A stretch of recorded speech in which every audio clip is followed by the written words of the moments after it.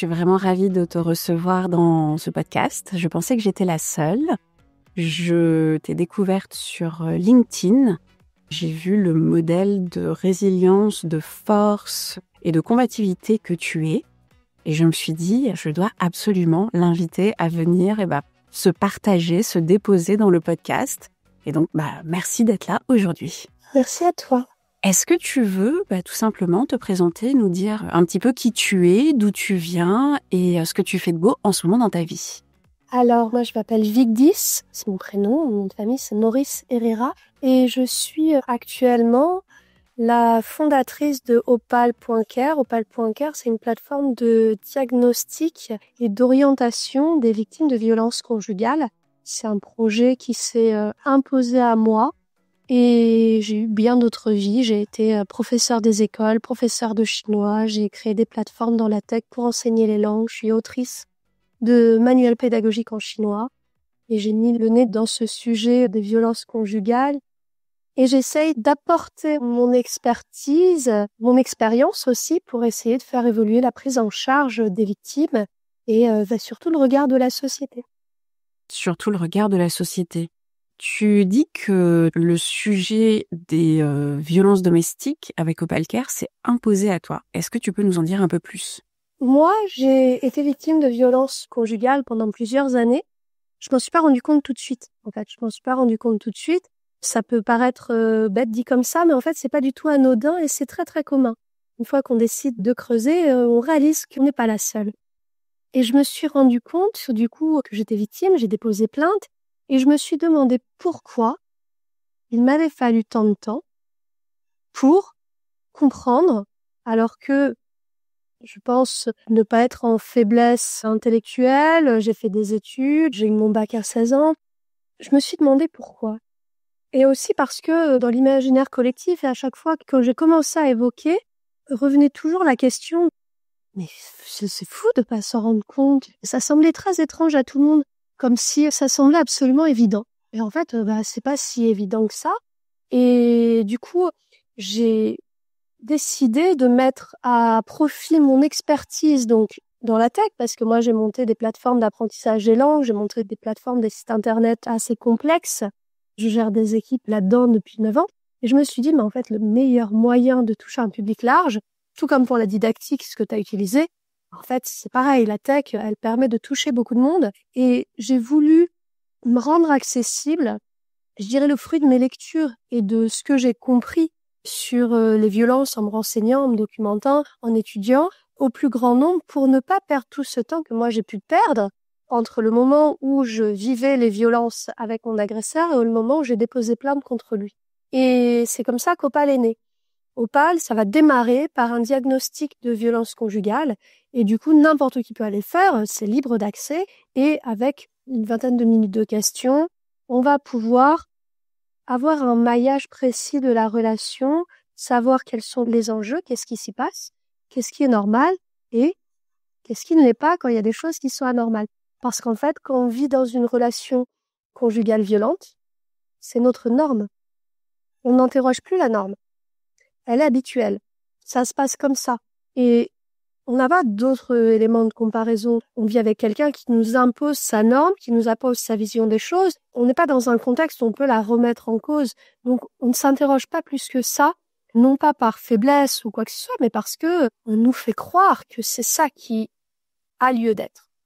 Et du coup, le diagnostic d'Opal commence par ça, par ces questions. On va dire, à l'issue des réponses, il nous semble que tu serais victime d'eux. Et on va faire quelque chose de très très important, c'est qu'on va reprendre toutes les questions où les réponses ont été problématiques. On va dire, tu nous as répondu ça. Le code pénal français dit que. Donc ça veut dire que c'est extrêmement mathématique. Ça égale ça, ça égale ça. C'est une machine qui fait le calcul. C'est pas un être humain qui donne son avis. C'est factuel. Un fait, une conséquence. Et ça légitimise n'importe qui et ça ramène la victime dans la norme démocratique, dans la norme de notre justice et dans la norme de ce qui devrait être normal en fait.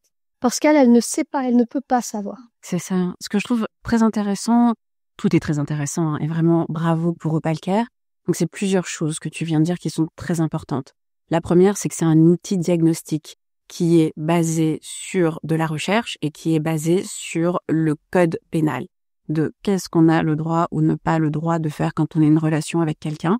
Et ce que tu dis, c'est que, moi je compare ça un petit peu aux enfants battus, c'est que finalement, pour toi, cette violence, qu'elle soit physique, qu'elle soit psychique, cette emprise, c'est la normalité. Et du coup, en effet, c'est compliqué de remettre en cause la normalité de celui qui te domine, en fait, de celui qui te dit, mais c'est comme ça et pas autrement. Et donc, oui, tu dis, les gens se disent, mais comment tu peux ne pas t'en rendre compte?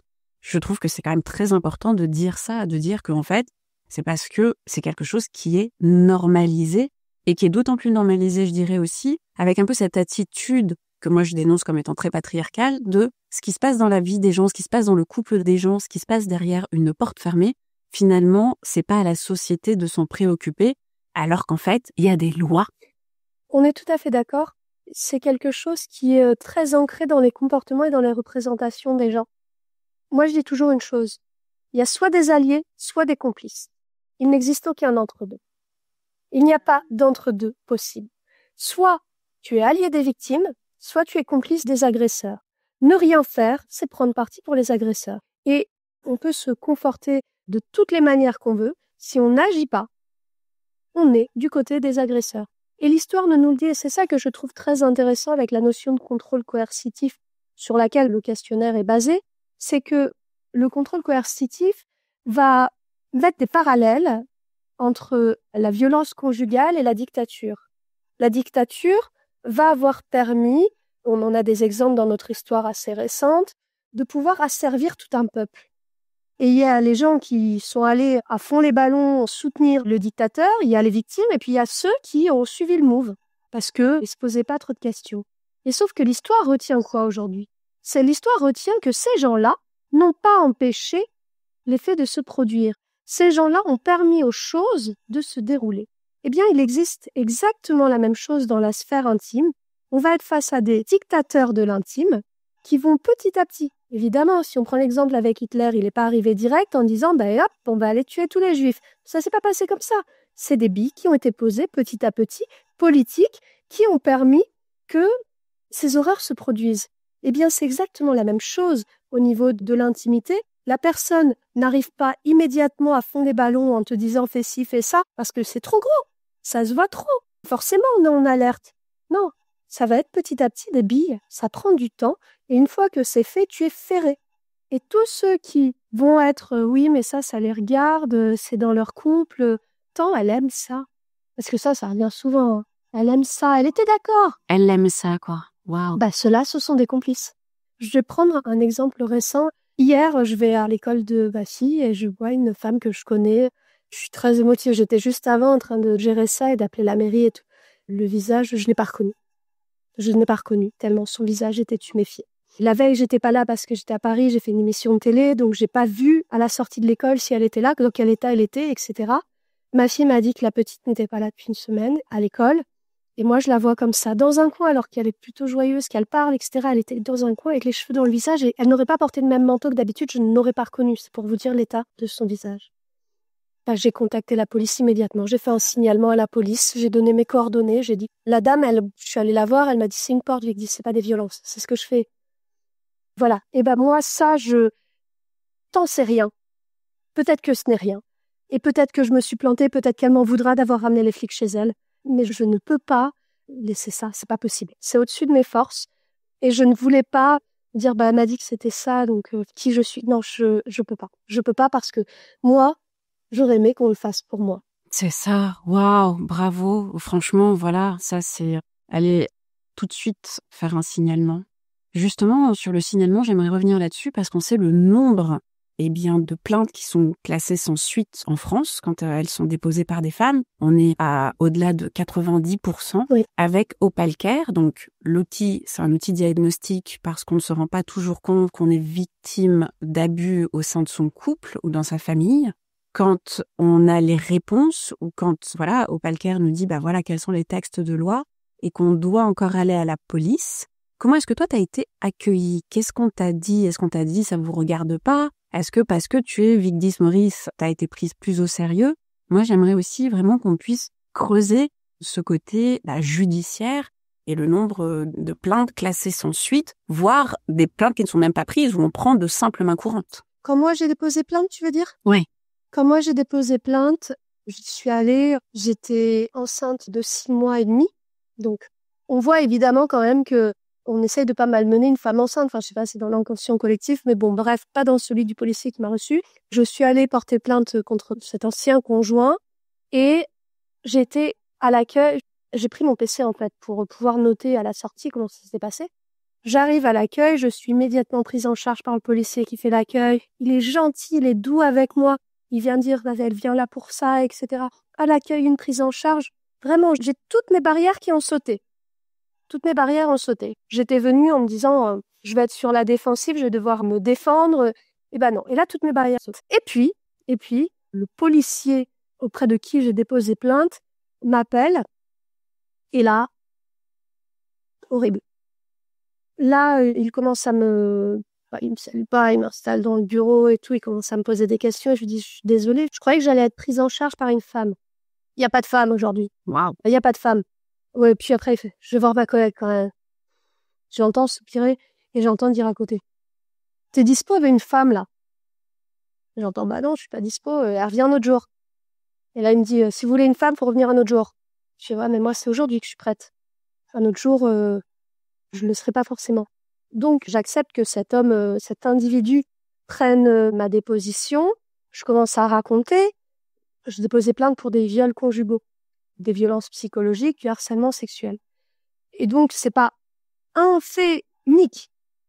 C'est une multitude de faits sur une période longue, etc. Et je commence à décrire le système et elle me fait, oh, venez-en viol. Waouh. Je dis, mais en fait, il n'y en a pas un, il y en a plusieurs. Et ouais, mais moi, il me faut un truc là. Je prends un fait qui me vient à l'esprit.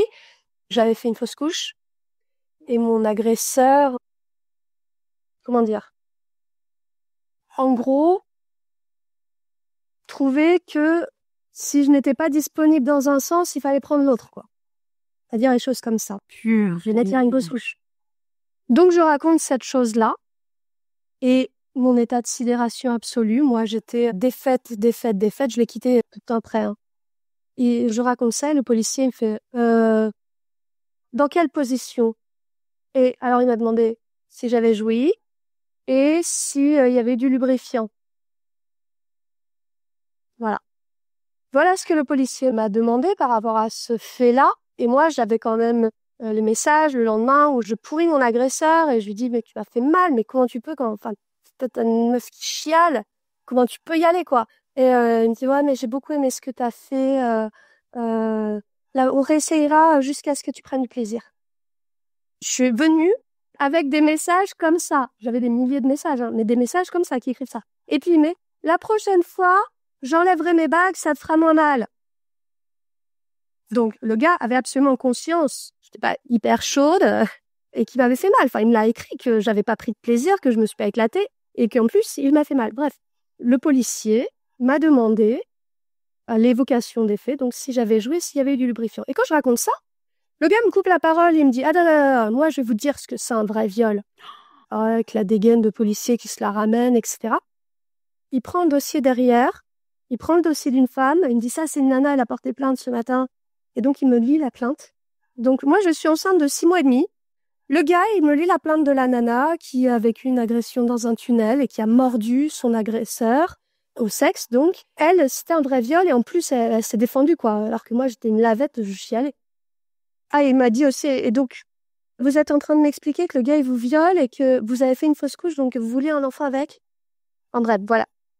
Le gars me lit cette plainte. Et moi, pendant ce temps-là, je lui disais, non, mais en fait, je ne veux pas entendre ça, je ne veux pas entendre ça, je ne veux pas entendre ça. Et en fait, pendant les 4 heures que ça a duré, je me suis battue avec le gars pour qu'il prenne la déposition correctement. Et il y a un protocole de plainte d'office. Alors, je ne le savais pas, moi, il m'a fait le protocole de plainte d'office pour viol, mais pas pour violence conjugale. Parce qu'à Montpellier, manifestement, ils n'étaient pas au courant qu'il y avait un protocole de plainte défini pour les violences conjugales. Et donc, dans ce protocole, il y a, est-ce que il y a eu de la contrainte? Et moi, je lui dis, il y a eu de la contrainte psychologique. Il y a des années de contrainte psychologique pour en arriver là. Et là, le gars, il me fait, il y avait le code pénal derrière lui. Moi, le code pénal, je le connais par cœur. Il n'est pas question de psychologique là-dedans, sinon on n'aurait pas fini. Sinon, on n'aurait pas fini. Sinon, on n'aurait pas fini. Donc, il me dit ça, et moi, je savais, je m'étais renseignée. J'avais lu, je savais qu'il me disait de la merde. J'avais aucun doute là-dessus. Mais j'étais en position de vulnérabilité absolue. Et du coup, il note dans ma déposition qu'il n'y a pas eu de contrainte. Non, il y a contrainte psychologique. Il refuse de noter qu'il y a eu de la contrainte. Et donc, pour la définition derrière, la caractérisation des faits, en fait, pas de caractérisation des faits, du coup, vu qu'il n'y a pas eu de contrainte, vu qu'il refuse de noter la contrainte psychologique. Je suis donc repartie avec mon dépôt de plainte comme ça, j'ai fait un complément de plainte au procureur, etc., pour dire la manière dont j'avais été reçue, pourquoi la personne n'a pas voulu noter ce que j'avais dit, etc.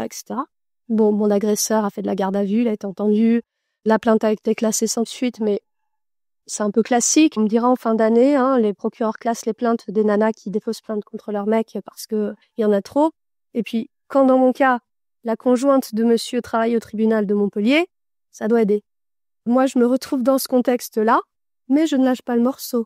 Parce que je ne lâche plus le morceau. J'ai décidé de ne plus lâcher le morceau. Et je me suis dit, pour une comme moi, qui rentre dedans, ces gens-là ont détruit combien de femmes? Ces gens-là ont détruit combien de victimes? Donc, en sortant, j'avais mon PC, et je me suis assise sur le parvis du commissariat de police et j'ai tout tapé. J'ai tout tapé parce que je me suis dit, demain, je vais plus m'en souvenir tellement c'était hallucinant. J'ai tout tapé, j'ai 2 pages et demie pour relater les faits, voilà comment ça s'est déroulé. Le temps passe, et puis quelques mois après, je vais au CIDFF, et je leur en parle. Je me dis, mais vous accepteriez de nous faire un témoignage de votre dépôt de plainte à Montpellier? Enfin, c'est du délire, la manière dont vous avez été reçu. Je dis, mais en fait, le témoignage, je l'ai écrit en sortant du commissariat. Donc, mon témoignage est parti au CIDFF, qui la remonte au ministère de l'Intérieur, à la police, etc. Et ce gars-là n'exerçait plus au dépôt de plainte pour viol. C'est ma seule victoire. Waouh! Mais c'est déjà une énorme victoire. C'est déjà une énorme victoire. Donc toi, tu arrives enceinte de 6 mois et demi. Tu viens pour parler d'une chose horrible qui t'est arrivée. Tu es reçue comme tu es reçue. Vraiment, ouais, quelle force, quelle résilience. J'ai envie de te dire, à la fois, j'ai les larmes qui montent parce que tellement je suis scandalisée et tellement, ça ne devrait juste pas exister. Et à la fois, comme tu dis, heureusement que certaines d'entre nous, on peut puiser cette force. Et attention, c'est pas une critique envers celles qui ressortent de la détruite. Bien évidemment, on pense à elle et bien évidemment, on est avec elle.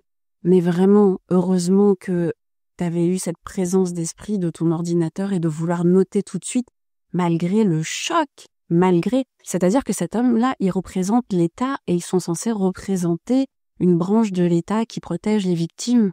Et toi, non seulement on t'a revictimisé quelque part, et en plus de ça, on a pris la plainte d'une autre femme, alors je sais pas quelles sont les règles de confidentialité dans ces moments-là, et on te fait vivre le trauma d'une autre personne en plus des tiens quand tu dis clairement face à cet homme, non, je ne veux pas. Et ensuite on nous dit, mais comment est-ce qu'on peut savoir que les femmes disent non? Et le consentement. Et toi là, tu dis non, clairement, je ne veux pas entendre ce fait de violence et le trauma d'une autre femme. Et on te dit non, mais en vrai, c'est ça, un vrai viol. Waouh, vraiment, je vais dire beaucoup waouh aujourd'hui, c'est pas très approprié peut-être. Mais waouh, quoi, vraiment, j'ai pas de mots en fait. J'ai pas de mots, Vigdis, j'ai pas de mots. Le CIDFF, est-ce que tu peux nous dire ce que c'est? Le CIDFF, c'est une association, il y a des pôles dans toute la France, qui va prendre en charge et accueillir les femmes victimes de violences, qui va faire de l'orientation, la formation, etc. Il y en a dans toutes les villes, ils vont faire de l'information juridique, de l'information psychologique. Je connaissais pas l'existence de cet asso avant de déposer plainte, mais je me sentais pas de toute façon légitime à aller mobiliser une association. Il a fallu que d'autres me le disent pour que j'y aille.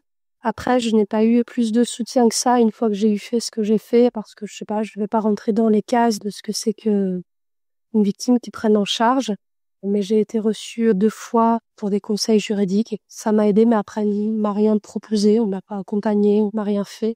Et c'est ça aussi un peu que je reproche au système, c'est de pas donner la légitimité. La semaine dernière, j'étais avec une institution d'État qui gère les femmes victimes de violences conjugales, la prévention sur les violences conjugales et la formation des policiers. Ils ont été assez rudes avec moi, en me disant que je sortais un peu de nulle part, que j'avais pas de diplôme de sociologue, que ceci, que cela, que mon outil, je réinventais la roue. C'est ça qu'elle m'a dit, la dame, je réinvente la roue. Et à un moment, j'ai pété un câble, en fait. Je lui ai dit, moi, ce que je donne aux femmes, c'est la légitimité d'être reçues comme des merdes, en fait. la légitimité de faire face et de pas aller se foutre en l'air après avoir été reçues comme une merde parce qu'elles ont déposé plainte. Parce qu'à l'heure actuelle, il faut vachement se sentir légitime, droit dans ses bottes et en droit absolu de demander justice pour y survivre. Et bon, ça a duré 20 minutes, mon pitch, où j'étais hors de moi. Et c'est ça, en fait, que je veux donner, c'est que tu n'es pas légitime, tu es suspecte. Tu viens déposer plainte, tu es suspecte. Tu es une nana qui accuse à tort. Les policiers qui m'ont reçu après, aux violences intrafamiliales, ils m'ont dit « Ah, vous savez, 50% des femmes, elles mentent. D'où tu les stores, ces stades de merde? Qu'est-ce que t'y connais ?» Et donc, le mec, il me reçoit comme ça, il me dit ça.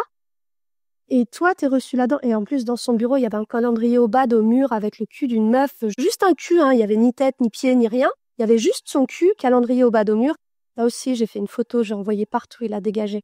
Et je suis énervée, je suis hyper énervée contre le système. Mais c'est normal, ce système, il nous traumatise. C'est ça. Mais bien sûr. C'est exactement ça, ça nous traumatise.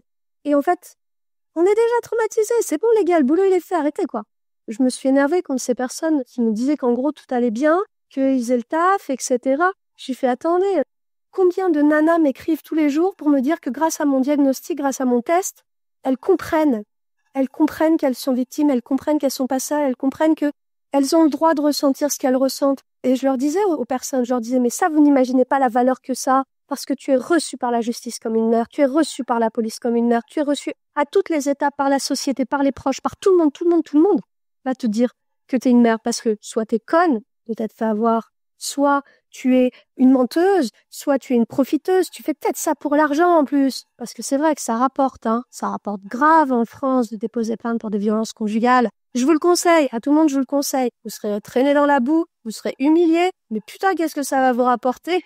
C'est ça. Je préfère dire que c'est une blague. Et du coup je leur dis ça, je leur dis non mais en fait, il faut pouvoir y faire face à tout ça, à ce qu'on nous impose derrière. Et si je n'avais pas eu la force que j'ai eue, venir déposer plainte pour viol et entendre la plainte pour viol d'une autre femme, lue par un policier qui m'expliquait que j'étais une menteuse, Dieu sait la force qu'il m'a fallu et la légitimité qu'il m'a fallu, la certitude de ma légitimité pour ne pas aller me foutre en l'air à la sortie du commissariat. Et ça, moi, c'est ça que je veux donner aux nanas. La légitimité de savoir qu'elles sont victimes, la légitimité de demander de l'aide et de l'exiger quand on ne veut pas la leur donner. Merci, Vic 10.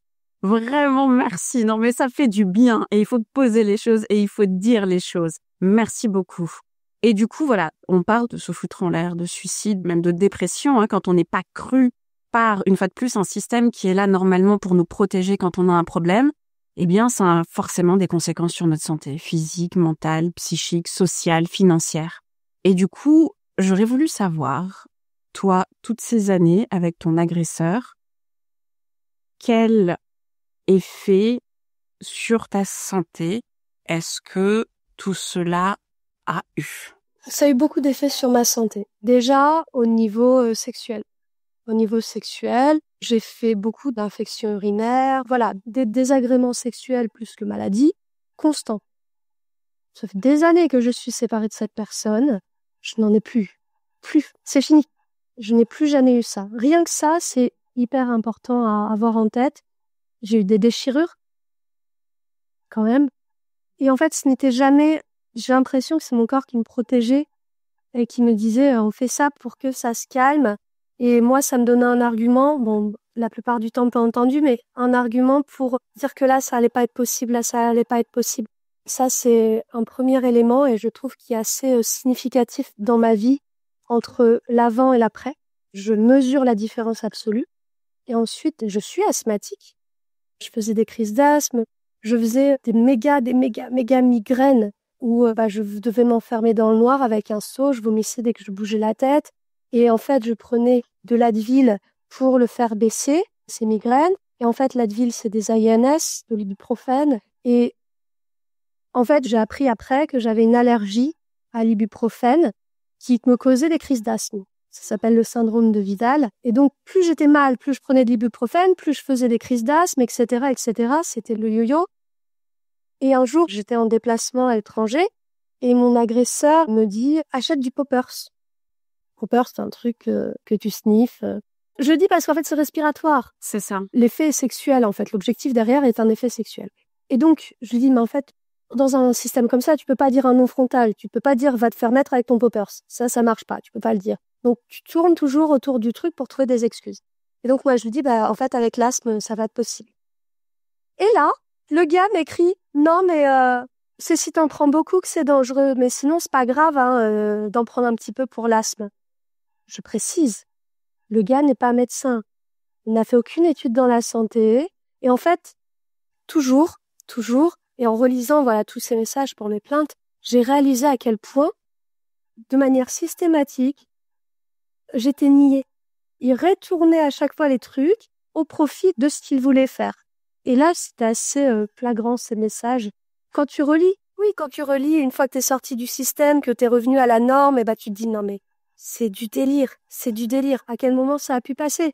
Mais quand t'es le nez dedans, tu ne peux pas voir parce que tu es en fait toujours en stratégie de survie pour réussir à ne pas subir malgré le fait qu'il veuille que tu subisses. C'est ça en fait. T'es toujours en trouver des stratégies pour éviter, échapper au pire. Toujours être sur la défensive, toujours trouver des systèmes de parade, toujours jouer la défense, quoi. Même dans ta sexualité, donc tu parles de déchirure, j'imagine vaginale, le poppers, comme on dit, c'est un stimulant sexuel. Et donc lui, en vrai, il est omnibulé par votre sexualité et assez peu par les effets que ça peut avoir sur ta santé, puisque tu as un asthme grave. Et que peut-être aussi ce qu'on ne dit pas assez, et on pourra en parler, c'est que les violences faites aux femmes, les violences faites aux enfants, en fait, c'est des années d'espérance de vie qui disparaissent, et c'est des développements de pathologies chroniques importantes qui apparaissent et qui ont un coût pour la personne et qui ont un coût pour la société. C'est exactement ça.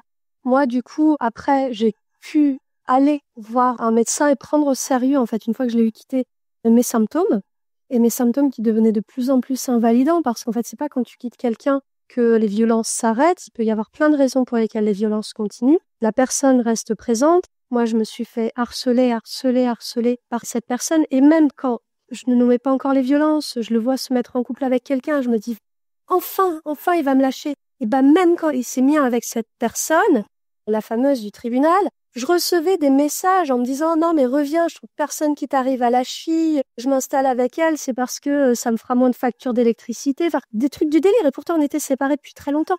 Et en fait, à chaque fois que je recevais un message, etc., je me rendais compte que je décompressais. Et donc, on m'a diagnostiqué un asthme sévère non contrôlé. Je suis tombée à 29% de capacité respiratoire. Essayez d'imaginer 29% de capacité respiratoire, de pouvoir utiliser que un quart. Vous inspirez, vous vous coupez au quart de ce que vous réussissez à faire et vous vous dites que c'est pas une seule respiration comme ça, c'est tout le temps. Ça veut dire que je ne pouvais plus marcher, je ne pouvais plus parler. J'avais juste un filet de voix tout bas qui sortait de ma bouche et toute mon énergie était utilisée à faire fonctionner mon corps, mais allongé dans un canapé, je pouvais rien faire. Je me souviens, on était chez ma mère pendant un temps parce qu'on est allé à la campagne pour que je prenne l'air, que je sois loin de la ville, etc.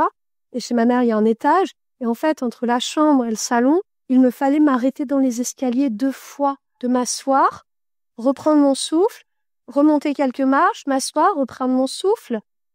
Et en fait, je pouvais pas le faire autrement. Donc, c'est ça, 29% de capacité respiratoire. Alors, on m'a fait des tests pour la mucoviscidose. J'en ai eu 2. J'ai eu des fibroscopies pour aller, en fait, chercher des bouts de cellules dans les poumons, puis dans l'intestin aussi, j'ai eu, pour voir pourquoi j'avais ça. On m'a envoyé en algologie, donc parce que j'ai des douleurs thoraciques qui sont constantes. Pendant un temps, je pouvais pas porter de soutien-gorge parce qu'en fait, ça m'empêchait de respirer. Donc, j'étais tout le temps je faisais les courses et je me déshabillais parce que d'un coup, je me sentais tomber.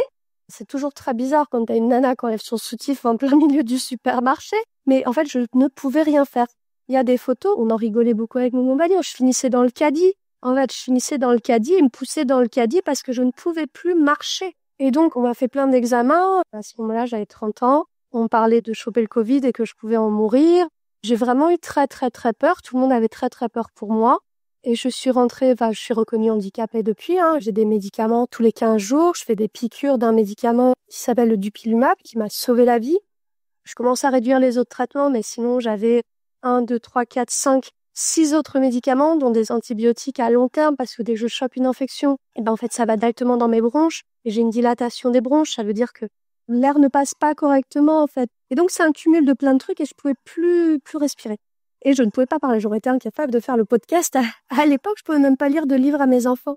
Et du coup, ça, c'est une conséquence sur ma vie, que j'aurai jusqu'à la fin de mes jours, parce que quand j'arrête mon traitement, là, par exemple, quand j'ai eu mon dernier enfant, je n'ai pas pris mon traitement en étant enceinte, et sachant que plus la grossesse avance, plus ça appuie sur le diaphragme, et donc plus t'es tassé, plus c'est difficile de respirer. Au début, donc moi je voulais pas de traitement enceinte, donc je m'en suis accommodée, mais après en allaitant, on me disait non, il faut pas prendre de traitement. Et en fait, petit à petit, après une fois que les chutes d'hormones de la grossesse, etc. partaient, mon état il s'est très très rapidement détérioré, j'ai repris le traitement en allaitant, et en fait, j'aurai ça toute ma vie. Et ce médoc, il coûte 1300 balles par mois. Et on parle que de ce médoc-là, pas des autres. On parle pas des rendez-vous chez les spécialistes, on parle pas des opérations, on parle pas de ci, on parle pas de ça. Moi, me maintenir en vie pour les 40 prochaines années, ça coûte 1 million d'euros à la Sécu. Et en racontant cette histoire, je me suis rendu compte qu'il y avait d'autres nanas qui avaient le même traitement pour exactement les mêmes causes. Waouh! Le même traitement qui coûte 1300 € par mois pour les mêmes causes. Et d'ailleurs, justement, ma question là, c'est, voilà, le système de justice, de police, t'a maltraité. Quand tu entres dans le circuit médical, dans un autre système qui est là pour être au service des citoyennes et des citoyens et qui est là pour t'aider, t'aiguiller, te soutenir et trouver des solutions à ton problème, dans le milieu médical, comment est-ce que tu es reçu? Toutes les années où j'allais voir parce que j'avais des difficultés à respirer, on ne m'a jamais interrogée sur ma vie perso, on m'a jamais demandé comment ça allait. On ne m'a jamais posé de questions et on ne m'a jamais cru sur mes difficultés à respirer. Par contre, je suis repartie plein de fois du médecin avec des ordonnances pour des anxiolytiques et des antidépresseurs, que je n'ai jamais pris parce que j'avais la certitude que je n'avais pas de problème de ce côté-là. Et là, pareil, je me dis, mais combien de nanas tu endors par des cachets parce que tu refuses de traiter le pourquoi et que tu traites juste un symptôme que tu as interprété. Et je suis sûre qu'un homme, on lui aurait pas proposé des anxiolytiques et des antidépresseurs parce qu'elle te dit j'arrive pas à respirer. On lui aurait peut-être fait des examens du cœur. Bref, voilà comment ça se passait avant. À partir du moment où, en fait, personne ne savait ce que j'avais, on m'a envoyé au suivi au CHU avec une équipe pluridisciplinaire qui s'occupait de mon cas parce que je reste quand même assez jeune pour des symptômes comme ça. Et donc, toute cette équipe pluridisciplinaire, de chirurgiens, de pneumologues, de trucs de machin, il y en a aucun qui s'est intéressé à comment j'y vais. Une fois, j'étais en hôpital de jour quand même. Et il y a la psychologue qui vient et je lui raconte, mais je lui raconte à elle, mais ça n'a pas fait écho dans le reste de l'équipe pluridisciplinaire. Et donc, après la garde à vue de mon agresseur, une semaine après, je vais à l'hôpital pour mon examen trimestriel du souffle. Donc, en fait, tu souffles dans une machine, on mesure le volume des poumons, etc. Et là, 96%. L'infirmier voit mon dossier et dit « Désolé madame, la machine ne va pas marcher, on va faire une autre. » Deuxième machine, 96, plus que 90, quoi. Là, ça commence à les interpeller. On fait une troisième machine et encore une fois, voilà, un EFR de ouf. Ma moyenne, avec mon médicament, à 1300 € par mois, c'était 50-70, pour donner la mesure de l'écart. Et là, j'arrive 96%. J'arrive dans le bureau du pneumologue, du responsable de service au CHU, qui m'avait fait plusieurs biopsies, qui me suivait, machin, qui me dit, c'est bizarre et tout, ouais. Je lui dis, est-ce que le fait que ça se soit passé, je lui parle de la garde à vue, je lui parle vite fait de ce que j'ai subi, est-ce que ça peut avoir un effet sur ma respiration? Le gars dit pas grand-chose, il me répond pas, il tape à son ordi, et en gros, dans son compte-rendu, il met que je dois aller voir un psychiatre. Mais non! Parce que ça le dépasse. Mais non! Donc, pour la première fois, depuis que tu as un minimum de suivi pour ton asthme, et on te fait pas passer 1000 tests pour rien, et notamment le test où on va chercher des petits morceaux dans tes poumons, j'ai eu ça. Et vraiment, c'est pas un test que je souhaiterais même à ma pire ennemie ou à mon pire ennemi. Tu fais des tests EFR, donc d'exploration fonctionnelle respiratoire. C'est des tests qui servent à savoir comment on respire, si on respire bien, si les échanges gazeux se font bien. Généralement, on aime bien que ce soit au-delà de 90, voire 95%. Toi, là, pour une fois, tu arrives à 96 quand avant, tu étais toujours entre 50 et 70 avec ton médicament à 1300 € par mois. T'en parles au médecin, tu lui poses juste une question, il ne te répond pas. Par contre, tu ressors avec un courrier pour aller en hôpital psy, quoi. pour aller consulter un psychiatre parce que ça le dépasse. Il m'envoie pas en hôpital psy, il me fait pas interner de force, il est sympa. Mais il me dit quand même que ça, je dois aller en parler à un psychiatre parce que lui, il comprend pas. J'ai aussi fait 2 tests à la sueur, donc pour savoir pour la mucoviscidose. J'ai fait le NO nasal, le mien est effondré. Je ne respire pas, donc il m'a vraiment fait tous les tests possibles et imaginables. Le test à la sueur, je l'ai fait 2 fois, au cas où le premier soit faux. Tellement il ne savait pas ce que je pouvais avoir. Et donc là, en effet, il me dit d'aller voir un psychiatre. Moi, à partir de là, je me suis dit quand même, j'en ai un peu ras-le-bol qu'on me dise à chaque fois que j'ai un problème psy, alors que moi, je suis intimement persuadée que le problème psy, c'est pas vraiment moi, en fait, dans l'histoire, s'il y en a un. Et du coup, je commence à lire, à me renseigner sur ce sujet, et je me rends compte que c'est hyper documenté. Et je me dis, mais comment on a pu passer à côté? Et comme tu dis, là, les examens pour aller faire la biopsie des poumons, moi, j'ai plein de messages de mon agresseur, où il est question, alors quand je dis des messages, je vous laisse imaginer la multitude des choses que je pouvais entendre en vraie vie, hein, pas qu'à l'écrit. Mais j'ai plein de messages où il est question de gorge profonde. De gorge profonde. De gorge profonde. Il m'envoie des extraits d'articles de blog pour apprendre à faire une gorge profonde parce qu'il trouve que ça serait vachement bien si j'y arrivais. Et ça, je sais pas si je l'ai à l'écrit, mais bref, il me dit que au pire, si j'y arrive pas, il y a des anesthésiants. Voilà. Il me dit que je peux utiliser des anesthésiants. Trop bien la life, hein. Et donc, toi, tu vas faire cet examen. Je l'ai fait une fois en anesthésie générale. La deuxième fois au CHU, on me propose une anesthésie locale pour le refaire. On me dit, t'inquiète, on sent rien. Donc, moi, je suis en examen. Moi, j'ai vécu ça. Et donc, moi, je me retrouve en anesthésie locale avec un appareil qui me passe dans la gorge. Et là, t'entends le pch, pch, au moment où on te balance de l'anesthésiant dans la gorge. Bah, moi, j'ai décompressé absolument. J'ai fait une crise d'angoisse. J'étais en larmes, j'ai pleuré jusqu'à ce qu'on me désintube. Et puis après, l'oxygène dans mon sang a chuté. Et en fait, une femme comme moi, une femme qui a vécu ça, et même je le déconseille, faites une anesthésie générale si jamais ça vous arrive, on ne peut pas lui proposer quelque chose comme ça. C'est évidemment raviveur de trauma. Mais carrément, carrément. Ouais, j'aurais tellement de choses à dire sur cet examen du lavage broncho-alvéolaire, comme on dit, qui comme ça paraît extrêmement anodin et qui en fait est un traumatisme. Et moi, je sais que le médecin qui me l'a fait, le pneumologue qui me l'avait fait à l'époque, en gros, c'était rien, quoi. Et moi, j'ai senti ça comme une véritable agression, en fait, tu vois, sans même avoir subi tout ce que toi, tu as subi. Je te promets que d'avoir ce truc, d'abord, on essaye par le nez, ensuite par la gorge, on te le met profondément dans la gorge, on te met ce bruit de pchit, mais tellement, et tu sais pas ce qui se passe et on t'explique que au moment, en fait, où ça va débuter. Et donc, t'as nulle part où aller et nulle part où courir, quoi. C'est, waouh. Vraiment, Vigdis. Bah, je sais que ton prénom est islandais. T'es vraiment, vraiment une warrior, quoi. Vraiment, merci d'être là aujourd'hui. Merci de partager tout ça. Je sais pas si t'entends l'émotion dans ma voix, mais vraiment, waouh. Et c'est pour ça que ce podcast existe. C'est pour ça que je le fais, parce qu'on a tellement besoin d'entendre ça, d'entendre ces témoignages. Malheureusement, on arrive à la fin de notre épisode. Et du coup, j'aimerais te poser une question que je pose à toutes nos invitées. Enfin, c'est plutôt de finir le titre du podcast. Donc, qui était « Je pensais que j'étais la seule ». Et du coup, si tu devais finir cette phrase, ce serait quoi? Je pensais que j'étais la seule, ils ne savaient pas que nous étions des millions. Ah, carrément. Et si aujourd'hui, tu avais un conseil à donner à une femme qui se retrouverait dans la même situation que celle dans laquelle tu as été? Je lui dirais que, déjà que je la crois, que je sais qu'elle n'est pas d'accord, qu'il y aura des gens qui lui diront qu'elle a peut-être cherché, qu'elle était très certainement consentante, que on peut pas savoir ce qui se passe derrière une porte fermée. Elle aura peut-être des amis qui lui diront ça, qu'elle a peut-être bien cherché, qu'elle a peut-être bien voulu, et que c'est trop facile de dire une fois qu'on est séparés que blablabla. Il y en aura des gens comme ça. Bah, ces gens-là, on s'en bat. Ah, on s'en bat. Il faut faire sa vie sans, il faut avancer, il faut se séparer, même si c'est difficile, de toutes les personnes nocives, parce que comme je le disais au début, il y a soit des alliés, soit des complices. Il n'y a aucun entre-deux possible. Et dans nos vies, qui sont particulièrement difficiles, ce dont on a besoin, c'est des alliés. Les restes ne nous intéressent pas. Libère-toi de tous ceux qui sont des complices. Je sais que c'est difficile, ça peut être des amitiés de 10 ans, j'en ai fait les frais. Ça peut être des membres de la famille, j'en ai fait les frais. Mais qu'est-ce on se sent libéré. Autant qu'on est libéré quand on quitte notre agresseur. On est libéré quand on se libère de ces personnes-là, ces personnes qui ne nous veulent pas du bien. Si elles sont comme ça, c'est qu'elles ne nous veulent pas du bien. Et on a besoin de toutes les personnes qui nous veulent du bien, de toutes les personnes qui sont en capacité de nous soutenir, de nous aider et de nous accompagner. Parce qu'en fait, c'est ça qu'il se passe. On n'a pas besoin des sensibilités, des petites émotions des autres qui vont nous juger. Et personne n'est autorisé à nous juger. Donc, moi, je dirais, ça fait peut-être du mal. On se sent peut-être seul à ce moment-là. Mais qu'est-ce que ça fait du bien?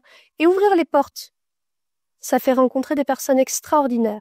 Et moi, à partir du moment où j'ai ouvert la porte et que j'ai laissé partir ces personnes complètement nocives et toxiques, et que j'ai ouvert la porte à d'autres personnalités, des personnes qui, pour certaines, ont vécu la même chose que moi, ou d'autres pas du tout, mais en fait, on ouvre la porte à la bonté, à la générosité, et on ne tolère plus un seul instant qu'il y ait autre chose que ça dans nos vies. Et moi, je ne tolère plus autre chose que ça dans ma vie. Et c'est la meilleure décision que j'ai prise, et je te souhaite la même chose. Qu'est-ce qu'on peut te souhaiter aujourd'hui, Vigdis? Qu'est-ce qu'on peut me souhaiter? J'aime bien dire que je suis née le jour où je l'ai quitté. Je suis née le jour où j'ai quitté mon agresseur. Donc, ce qu'on peut me souhaiter, c'est une longue vie à partir de là. Carrément, carrément. Une très très longue vie même. Et vraiment tout plein d'amour, de soutien. On mettra bien évidemment le lien d'Opalcare dans la description de l'épisode. J'aimerais finir aussi sur, quelque chose d'un petit peu plus léger, on va dire. Qu'est-ce que tu fais pour prendre soin de toi au quotidien? Qu'est-ce que je fais? Je suis l'heureuse maman de 3 enfants, donc je me marre beaucoup. Je m'éclate. Je trouve que c'est formidable. J'ai des enfants qui sont absolument incroyables, donc c'est parfait. Et je lis beaucoup. Ma meilleure pote, elle dit toujours que je lis des trucs sordides et qu'il faudrait que j'arrête, mais en vrai, ça me fait beaucoup de bien parce qu'on est toujours dans la même chose. Je pense être la seule et je suis pas la seule. Et ce que j'adore, moi, alors c'est très certainement pas le sport, parce que c'est peu compatible avec mon état de santé et puis beaucoup de trauma de la part de mon agresseur qui voulait tout le temps me faire du sport pour que je fasse un 34. Mais ce que je kiffe, moi, c'est coudre, tricoter, des activités manuelles, broder, etc. Et je n'aime rien de moins que de me mettre dans le canapé avec mes 2 filles à côté, une qui lit, qui tricote, une qui brode, etc. On fait de la dentelle, on fait des trucs comme ça. Et là, je vis ma meilleure vie. Voilà. Wow, c'est magnifique. Et on vous souhaite une très belle vie à toutes les 3, à tous les 4. Une fois de plus, vraiment, merci d'être venue partager ton expérience et ce que tu fais pour les autres femmes dans ce podcast. Je te dis à très bientôt et on va suivre tes aventures sur les réseaux. Merci beaucoup, à très bientôt.